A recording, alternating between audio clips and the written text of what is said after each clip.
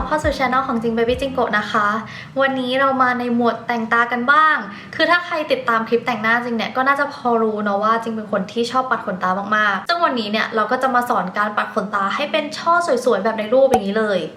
จริงๆหลังๆเนี่ยเทรนด์การปัดขนตาให้เป็นช่อๆแบบเนี้ยคือมาแรงมากๆช่างแต่งหน้าก็คือแต่งให้ไอดอลหลายคนมากๆแต่ว่าส่วนใหญ่เนี่ยเขาจะใช้เป็นแบบไม้จิ้มฟันจุดไฟแล้วก็ทำให้ขนตางอนอะไรแบบหลากหลายขั้นตอนยุ่งยากใช่ไหมแต่ว่าวันนี้เนี่ยเราจะมาสอนวิธีง่ายๆทำตามกันได้แล้วก็ขนตาสวยแน่นอนก็เอาเป็นว่าเดี๋ยวเรามาเริ่มกันเลยสิ่งที่ต้องมีจะมีอยู่3อย่างนะคะก็คือที่ดัดขนตามาสคาร่าแล้วก็แหนบนะคะวิธีดัดขนตาของจริงเนี่ยก็คือจะดัดให้เป็นโค้งแบบตัว C นะคะอาจจะไม่ต้องโค้งงุ้มเข้าไปขนาดนั้นแต่ว่าให้มันโค้งจนถึงปลายขนตาเลยซึ่งเราจะต้องเริ่มจากการดัดที่โคนขนตาก่อนนะคะจริงจะค่อยๆดัดแล้วก็เพิ่มองศาที่ดัดขนตาแบบนี้นะคะก็ค่อยๆให้มันขึ้นไปแบบนี้เลย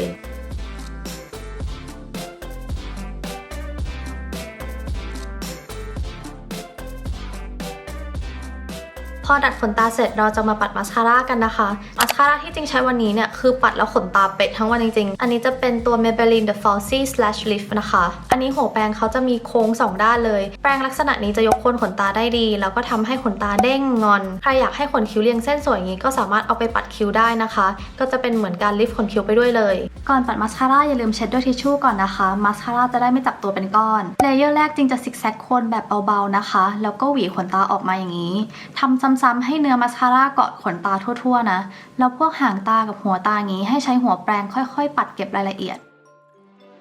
และนี่ก็เป็นเลเยอร์แรกนะคะจะดูธรรมชาติมากๆเราจะปัดซ้ำเลเยอร์2เพื่อเพิ่มความหนาแล้วก็ความเข้มของมาสคาร่านะคะ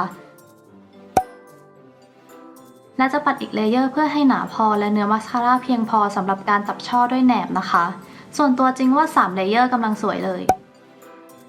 และในขณะที่มาสคาร่ายังไม่แห้งสนิทเราจะมาใช้แหนบจับช่อนะคะให้ขนตาดูเป๊ะมากขึ้นวิธีจับช่อขนตาด้วยแหนบคือให้หนีบขนตา 2-3 เส้นเข้าด้วยกันเบาๆนะคะย้ำว่าเบาๆนะบางช่อขนตาเราอาจจะจับจากปลายขนตาก็ได้แต่บางช่อถ้ามันไม่ติดกันเงี้ยให้จับจากกลางขนตาแล้วค่อยๆแต่งปลายนะคะพวกงานขนตาของไอดอลเนี่ยถ้าไม่ติดขนตาปลอมเขาทำกันละเอียดแบบนี้จริงๆเวลาถ่ายรูป close up มันจะดูมีกิมมิคมากๆและจริงจะปัดขนตาอีกข้างเลยแนะนำให้ทำทีละข้างนะคะเพราะว่าถ้าปัดไปทั้ง2ข้างแล้วค่อยจับช่อเนี่ยบางทีมาสคาร่าอีกข้างมันแห้งแล้วมันก็จะจับช่อไม่ค่อยติดกันขนตาข้างขวาจริงก็จะปัด3เลเยอร์เหมือนกันเลยและก็จับช่อขนตานะคะมันแล้วแต่เลยนะว่าเราจะจับช่อไหน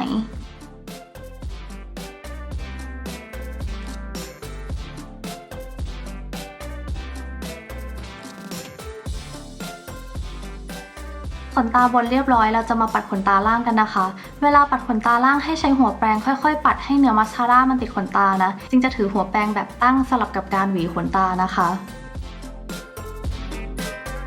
เสร็จแล้วเราก็จะได้ขนตาแบบนี้นะคะมาสคาร่า Maybelline รุ่นนี้เขาจะให้เอฟเฟกต์ขนตาแผ่ยาวเรียงเส้นแล้วเราสามารถปัดทับได้หลายชั้นนะคือถ้าใครอยากให้ขนตาเข้มๆนี้ก็สามารถปัดหลายเลเยอร์ได้แต่ถ้าต้องการให้ดูเป็นธรรมชาติเนี่ยก็ปัดบางๆเลเยอร์เดียวก็พอมาสคาร่าตัวนี้ทำให้ขนตางอนทั้งวันจริงๆเดี๋ยวจริงจะโชว์ after 8 ชั่วโมงให้ดู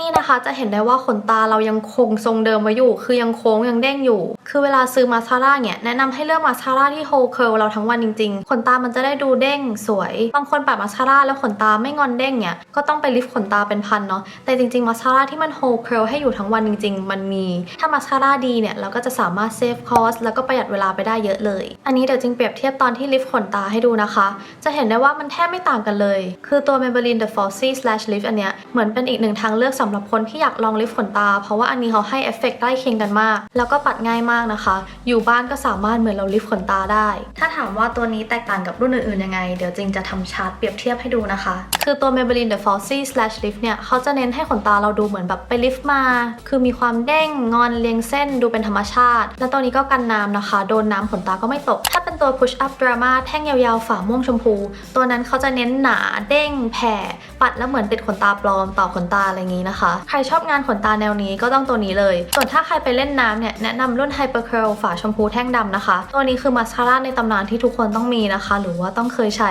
Hyper Curl อันนี้ก็จะให้ความหนางอนเด้งนะคะปัดแล้วดูเป็นธรรมชาติแล้วก็กันน้ำขั้นสุดถ้าเป็นตัวนี้ก็จะมีขายที่ 7-Eleven ด้วยส่วนถ้าใครชอบความหนาความจับช่อเป็นตุ๊กตาอย่างเงี้ยแนะนำเป็นรุ่นแท่งเหลือง Colossal นะคะตัวนี้เขาจะทำให้ขนตาดูหนาขึ้น10 เท่าปัดแบบให้รู้ว่าปัดแล้วก็จะมีส่วนผสมของคอลลาเจนด้วยทุกตัวที่พูดมาทั้งหมดก็กันน้ำนะคะเหมาะกับสภาพอากาศบ้านเราด้วยมันก็แล้วแต่เลยว่าใครต้องการขนตาแบบไหนในวันนั้นมาสคาร่า Maybelline นี่คือเป็นสิ่งสามัญจริงๆนึกไม่ออกจริงก็บอก Maybelline ตลอดนะคะแนะนำมากๆและนี่ก็เป็นเทคนิคการปัดขนตาให้เป็นช่อสวยๆนะคะก็ตัว Maybelline The Flossy Slash Lift อันนี้ก็แท่งละ249 บาทสามารถหาซื้อได้ที่เคาน์เตอร์ Maybelline หรือว่า Maybelline Online Store Lazada Shopee อะไรอย่างงี้ก็มีหมดเลยสามารถไปดูกันได้ยังไงก็หวังว่าจะชอบคลิปนี้นะคะถ้าชอบอย่าลืมกดไลค์แล้วก็คอมเมนต์คุยกันเนาะถ้าใครลองทำเทคนิคนี้ก็สามารถแท็กสตอรี่จริงมาก็ได้นะคะเราก็อยากเห็นคนดูเราทำเหมือนกันแล้วเดี๋ยวเรามาเจอกันคลิปหน้าค่ะบ๊ายบาย